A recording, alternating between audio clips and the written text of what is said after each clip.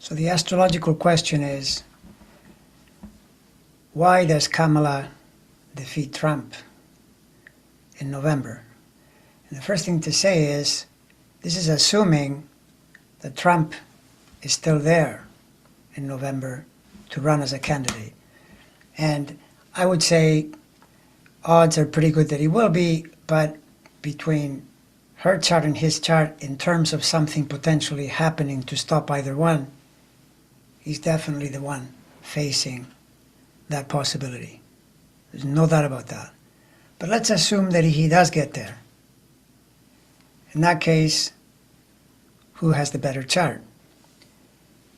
If you listen to a lot of astrologers explaining why they think Trump will win, they focus on Jupiter being in Gemini, which is the sign of his sun. And so they say, this solves all of his problems. This grants him the win. But there's a problem with that, because Jupiter is definitely a really important planet. And yes, it's extremely helpful to have it in a good part of the chart, but there are other planets as well transiting at the same time. And it so happens that in Trump's case, all the other planets, Saturn, Uranus, Neptune, Pluto, Chiron, Eris, all of them are challenging him. Some challenging him intensely. This is not good. This is not good because Jupiter will have a hard time overcoming all that troubled energy. In contrast, Kamala has a strong Jupiter herself, and she does have some challenges, most notably from the Pluto cycle as well as from the Uranus cycle, although the Uranus cycle is partly challenging and partly very supportive. So the contrast is very, very clear. Her chart is much stronger, and here's why. Jupiter is in his sun sign, yes, and it's even fairly close to his sun as we reach election time. But the problem is that just as it gets close to his sun degrees, just before that is where his moon degrees are on the other side, in Sagittarius, the opposite sign. So Jupiter stations in October. Stations are the power points of charts. They tell you when things are really happening. They give you the most powerful effect. That station is directly opposite Trump's moon. And his moon is in the 5th sign, which is the place of contests and elections. But it also rules the 12th, which is a place where you lose. And so an opposition being challenging, this is not good to have Jupiter there in October. In contrast, for her, Jupiter gets really, really close during that same station in October to the degrees of her ascendant. Much better, cleaner energy. It's the kind of energy that propels you to a win. That's what happened to Bill Clinton in 1992. Jupiter entered Libra in October. He has Libra rising, so in November it's near his ascendant. He wins. Barack Obama in 2008, Jupiter was headed into his ascending sign starting around the inauguration and pretty much all of 2009. That was the signal for his win. So Jupiter to the ascendant is as powerful or more powerful than Jupiter on the sun. So there's no question between these two charts. Hers is the better chart, which is why I'm saying she'll win. Now realize that for the last 2 or 3 years I've said repeatedly that she would be a great asset to Biden during 2024 as the running mate, and I was saying this would ensure a Democratic victory, but now Biden isn't running. So the chart doesn't change. It continues to vibrate with power, and it helps her to achieve her goals. And notice that Jupiter enters Gemini in late May.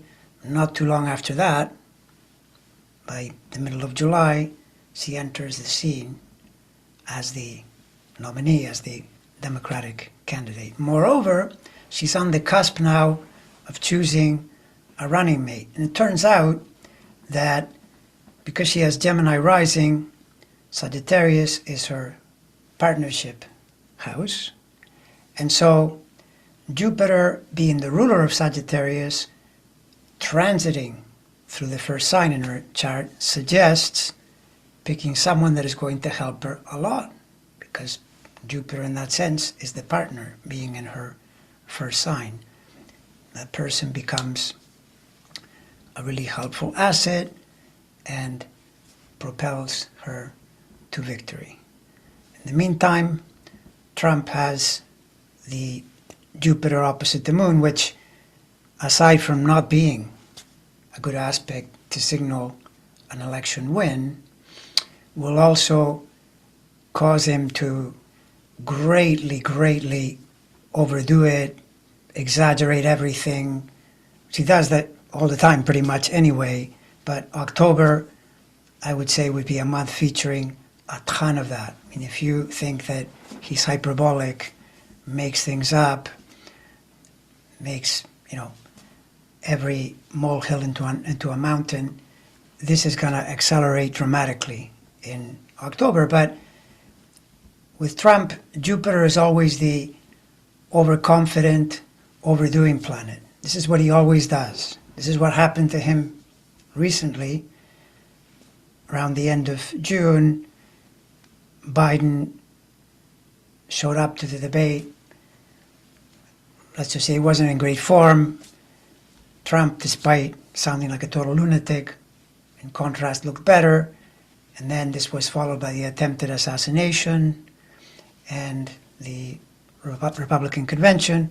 He thought he had it in the bag. And this led him to make a bad choice of a running mate, which is also, by the way, in his chart as well. Because if you look at his partnership house, as well as his, let's call it the employee's house or the underling's house, both are being troubled by planets like Saturn, Uranus, and so it inclines him to make the wrong choice. But this is something he does a lot, by the way. Trump sells himself as a winner, but he's actually the classic life loser. He constantly makes big errors that get him into further and further trouble. It's his nature. It's what he does.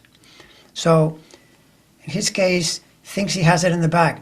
By the middle of July, we get the Eris station, and the absolute worst thing that could happen to him happened. Meaning, Eris. Eris is basically a woman enters the scene. Kamala, right?